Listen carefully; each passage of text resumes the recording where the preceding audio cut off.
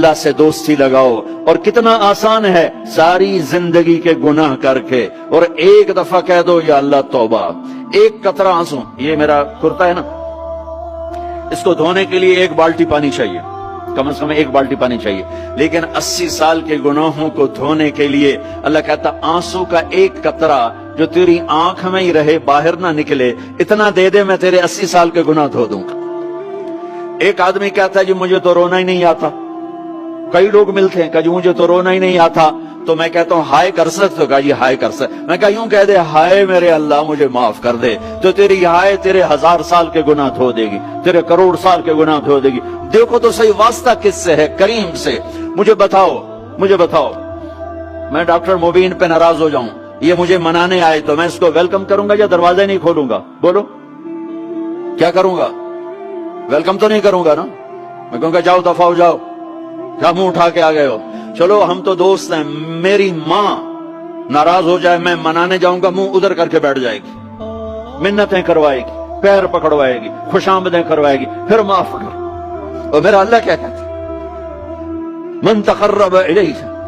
ساری زندگی شراب زنا میں گزار دی، دانت ٹوٹ گئے، بال سفید ہو گئے، کمر جھک گئی. اب اس کو خیال آیا توبہ کروں، لوگوں نے تانے دیے جا اب تیری توبہ.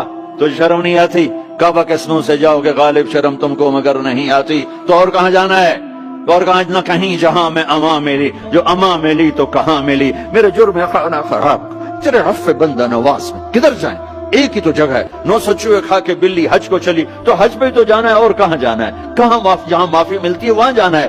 تم میں اتنے گناہ کریں کہ ایک ایک بال گناہوں میں جکڑا جائے، اور پھر ہم جا رہے ہیں. کہاں جا رہے ہو؟ کہ مسجد جا رہا ہوں اللہ سے صلح کرنے. تو وہ کہے گا یہ منہ اور مسور کی دال، اس عمر میں تیری توبہ. اور میرے اللہ کی خبر کیا آئی ہے؟ میرے اللہ کی خبر کیا آئی ہے؟ من تقرب الی تلقیتہ من بعید.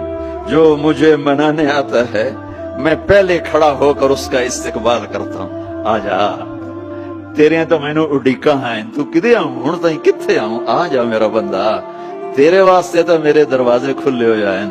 کدے نکل گیا ہوں، کتنے ٹر گیا ہوں، کہاں چلے گئے تھے؟ تلقیتہ من بعید. کوئی ہے بتاؤ، کوئی ہے ایسا؟